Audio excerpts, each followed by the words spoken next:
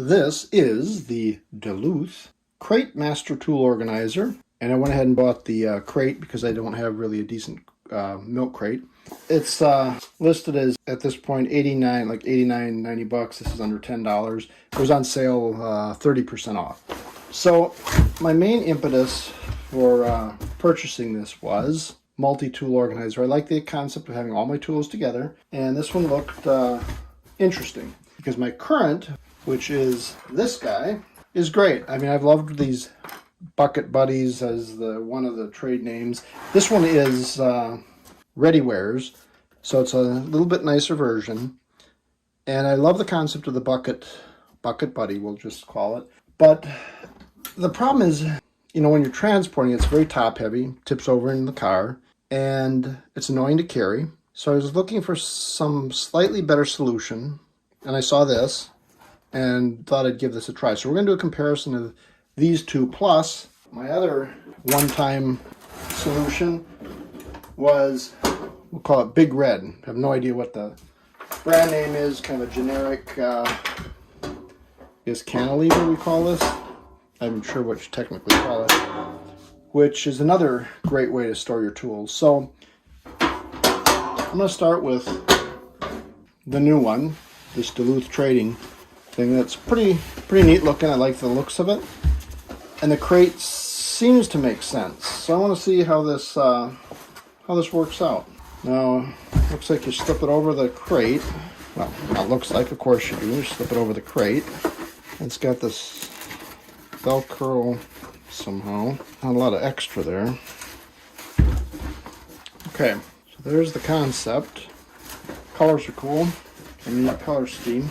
Not sure I like the handle in though. I guess that makes sense. Might sit down there a little better. So let's do a comparison. Well, right away. Okay, so now I need a bottom. So that's kind of a disadvantage from the bucket.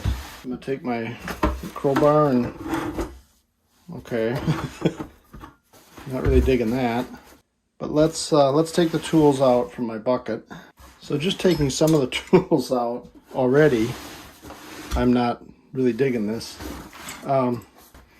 Strangely enough, the bucket definitely seems to do a much better job of creating more surface area. And I sure already don't like the holes in the bottom. Plus, I mean, I guess there is a reason that the bucket works out so well, because it is taller. So now I'm going to have anything that's taller kind of, oh, that's not too bad. Really sticking out. And it really doesn't have anywhere near, it seems to be, the number of nice little slots that the bucket has. So already I'm really having doubts about this. I was pretty enthused to begin with. But let me just, let me see what I can put in here. There's no point in videoing all of this. Let me play around here. So just as an example, like my countersinks, there aren't really any short little pockets to put those in, whereas with the bucket organizer, we've got these nice little short ones at the top where they don't disappear down in the bucket or down in the divider. I mean, there's nothing. Okay, just lost that one.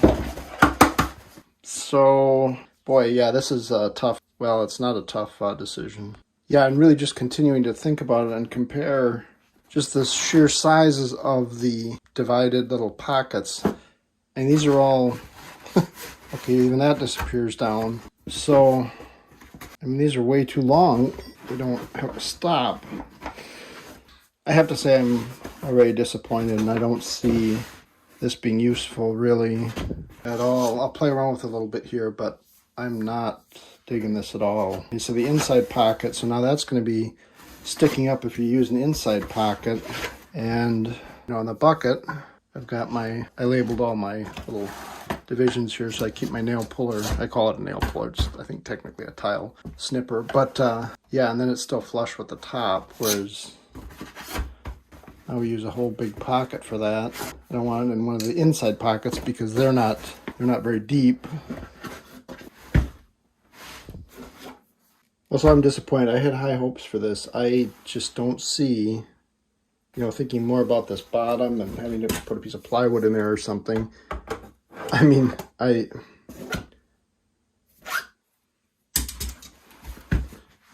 don't understand it. I mean, it's useful for somebody, but I really like all these small individual little storage spots, because otherwise you're going to have to group. And like I said, for the short stuff, I don't know where are you going to put anything short in this without it disappearing into the Never Never Land. So I have to write, unfortunately, I'm writing this off. I don't think I can use this, but hopefully it's helpful to you. Now, let's talk about let's just focus on, so this ReadyWare is one that I purchased a number of years ago.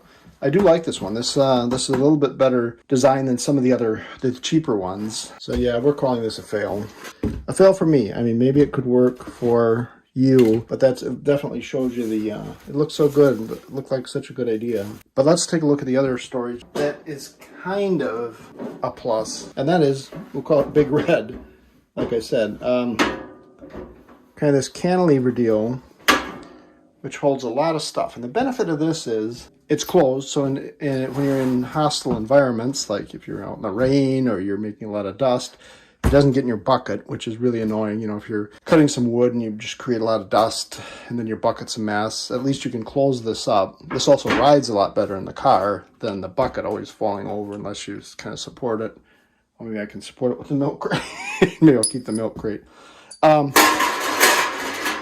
I say, the beauty of this is this holds a lot of stuff. Let me just go through this. You can take a look here of everything in the bucket. So kind of just throwing my tools in here just as an example. It holds a ton, but boy, it really, look at all that extra stuff that was in the bucket, buddy. All this stuff was in the bucket. This thing is great, but I don't like when you open it up, you have to be prepared to open it up on a pretty wide surface because it takes a lot of space for the two sides. I like that it closes, and even though it seems kind of cheap, it's sturdy enough, I guess. So that's one solution that isn't the worst. But boy, at the end of the day, it sure is hard to beat the bucket storage, isn't it? And actually, I like this ReadyWare's bucket solution, I guess. I haven't really taken all these tools out of my bucket for quite a while, and I didn't realize how much it holds. It really does hold a lot. Overall, I've been pretty happy with this bucket. And again, I bought this on my own probably some number of years ago. I'm not sure how many, so I've used it for a while. And this is kind of my tool selection of what takes care of most jobs, most of the things I need when I'm repairing something. It covers most of the gamut, and it all fits in the bucket. What I thought was going to be a review, what I thought was going to be a commentary on the Duluth trading thing that I thought was going to be great, turned out completely differently. I guess I will continue my love-hate relationship with my bucket storage, and maybe I like it a little better now.